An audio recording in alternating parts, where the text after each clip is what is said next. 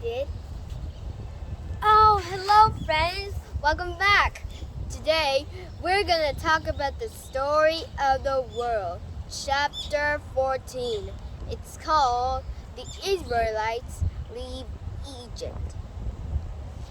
Now, do you remember in chapter 6 that the Israelites descended from Canaan to Egypt?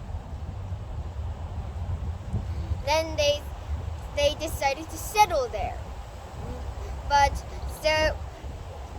the Israelite nation became bigger and bigger. Soon it became too big.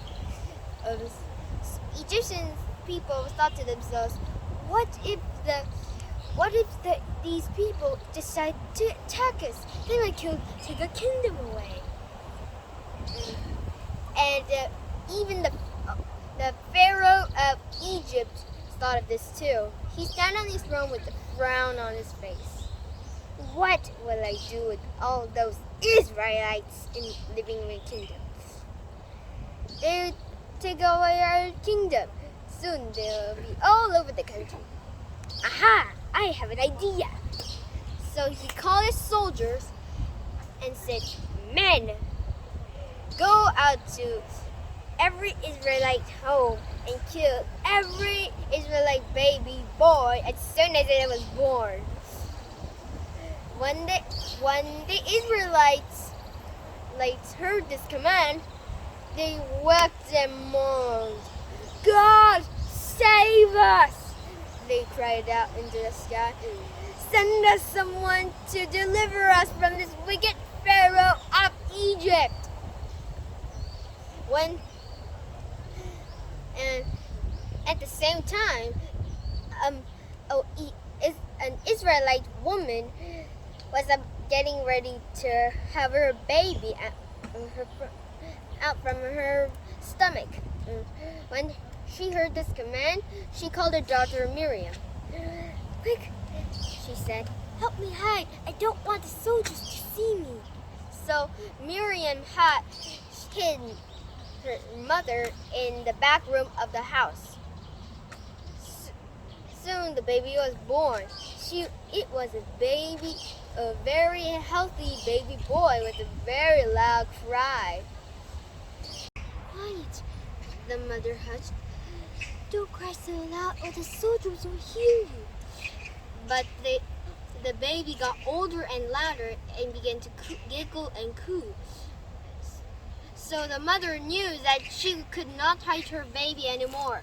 So she wove a basket with reeds. Then they coated the outside with tar so that it could float.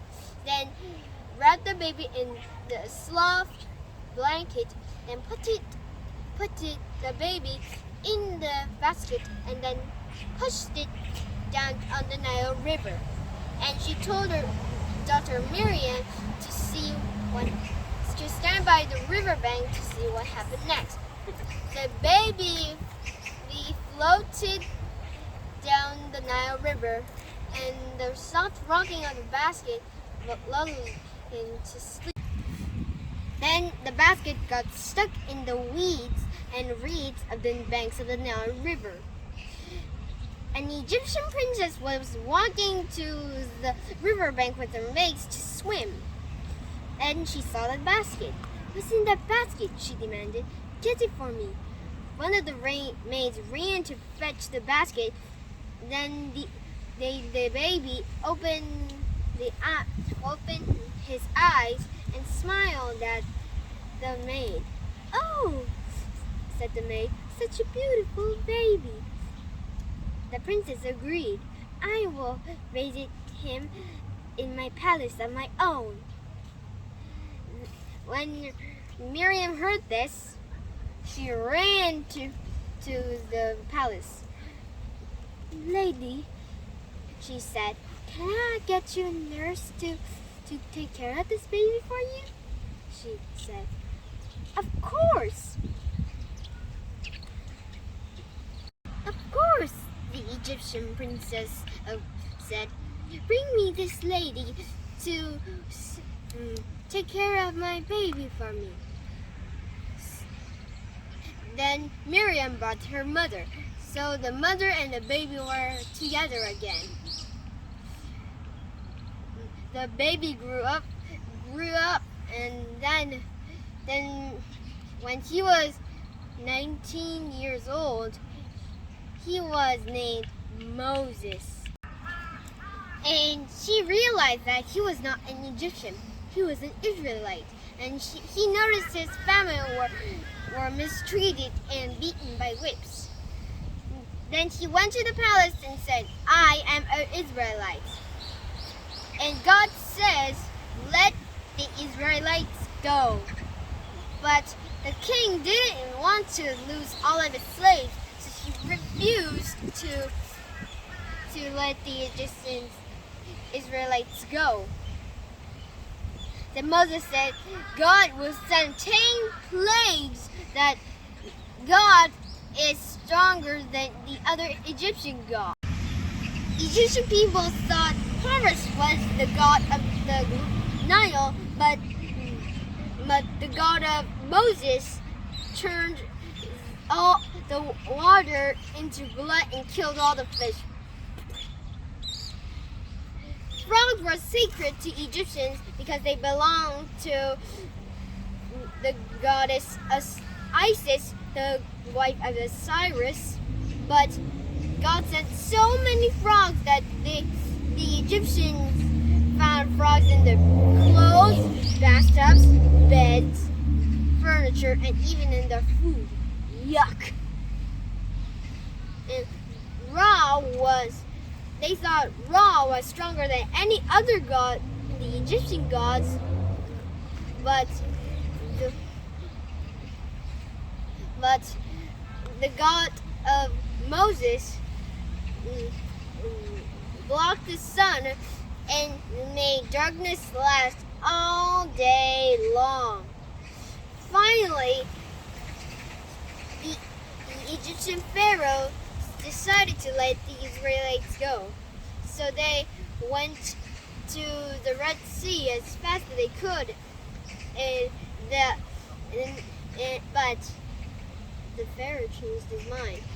He sent the army and chased the Israelites to get their slaves back. Faster, they cried, faster, or the Egyptian army will get us. Finally, they ended up in the shore of the Red Sea. They couldn't go forward, they couldn't go backward. God, the Israelites cried, have you sent us here to kill us in the shores of the Red Sea? Then Moses raised his staff. God parted the river into two, so the Egyptian people can go on a walk to the other side. So they ran as fast as they could, and also the Egyptian army also charged down to the Red Sea dry land. But God raised his staff again. Then the water ran over the Egyptian army and drowned them all. The Israelites were finally free. That is all lesson for today. Bye!